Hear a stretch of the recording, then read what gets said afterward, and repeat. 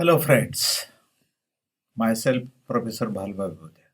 During this course I will be talking with you about democracy, silent features of the Constitution of India, and also about the fundamental rights and fundamental duties of the Indian citizens.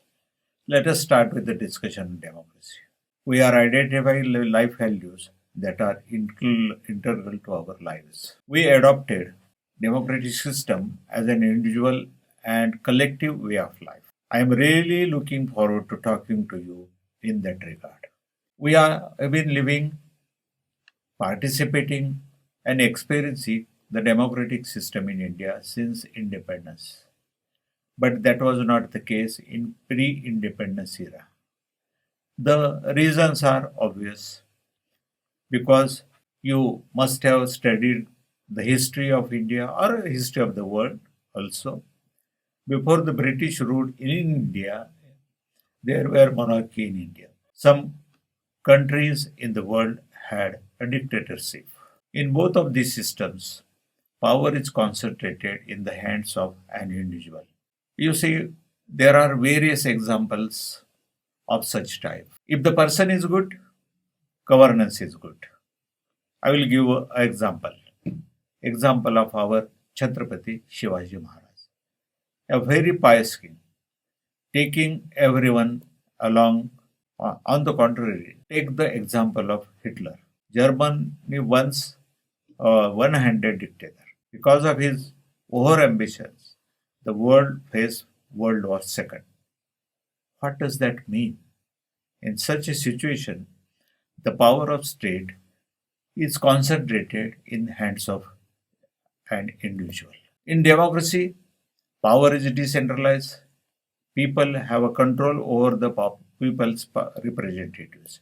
This is the difference between the dictatorship and democracy. And that is why people like democracy. You see, the important feature of the democracy, what is that? You know what Abraham Lincoln says about democracy? He says, democracy is the government of the people, by the people, for the people. It means the people are sovereign in a democracy. They run the government for their welfare. And what Gandhiji says about democracy, very important, democracy is the way of life. Oh, the term democracy is originated from people and power, demos and credit. This is a democracy is the role of every individual in the system of government. Every individual has to play his own role in a democracy because in a democracy, people are sovereign and therefore it is their individual duty and at the same time collective duty that they should look into the governance of the government. This is the democracy we live in today. So you need to know what it is right. So let's know democracy, its principles, its types, its values, and more. Why do this? Is it because you are studying this subject? Yes, that's the answer. But going beyond, you are responsible citizens of the country. So you should know all of this. This is because the active participation of citizens is the important for promotion of the democracy. There is a government, there are employees who should run the show. That's not how it works. We need to have control over them because they are also persons, they are also individuals, they can commit the mistakes. So, who will monitor them? The people should monitor them. Shouldn't we be careful not to let anything harmful happen to democracy at their hands? In that case, how can we understand our responsibilities without knowing the democracy? Isn't it? Right? First, therefore, let's look at the theoretical foundations of democracy. The first and most important theoretical basis of democracy is government with the consent of the people. In a democracy, people are sovereign. Therefore, the consent is an important criteria. You must have read the preamble of the Constitution of India. If not, be sure to read. it and understand it.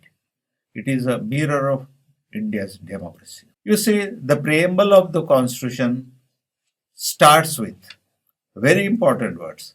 We, the people of India. आम्ही भारताचे लोक.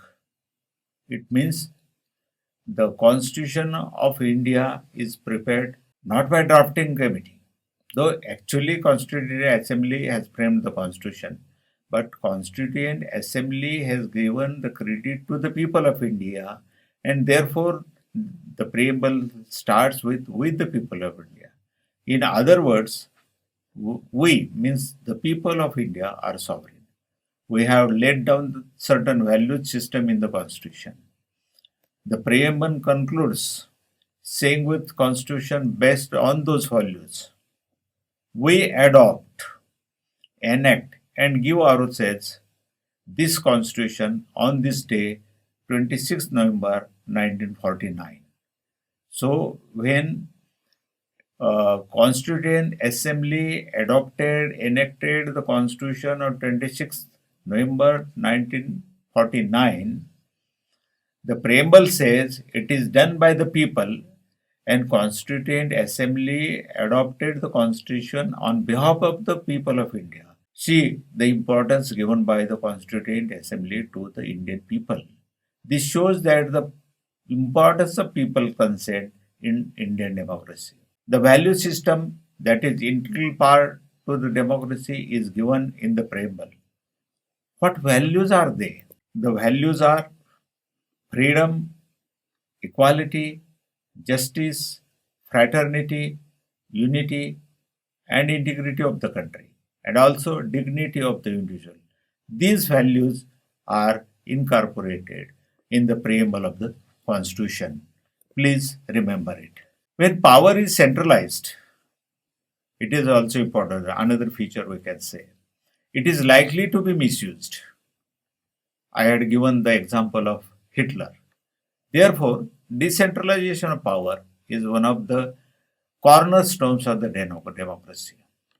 In the case of India, the Constitution decentralizes power in three units: the center, the state, and local bodies. The power divided into center and state is given in 7th schedule of the Constitution.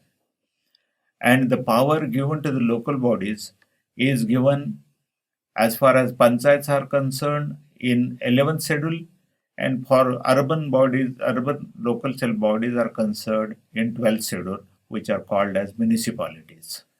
This prevents the concentration of power and increase public participation on other hand.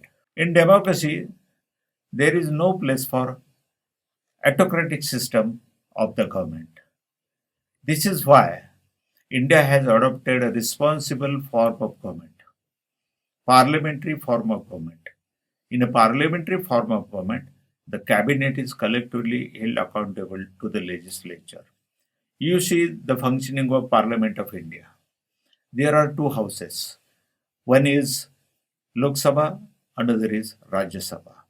Elected members are there in Lok Sabha, and from amongst them, executive is selected, and the executive, the majority party gets is the nation's executive. But that executive, the acts of executive are to be approved by the legislature, and that is why the cabinet's collective responsibility, collective accountability to the legislature is very important. So, friends, these are some of the things, very few things, after all, about the democracy. But the purpose of this lesson was to understand the meaning of democracy. What does democracy mean?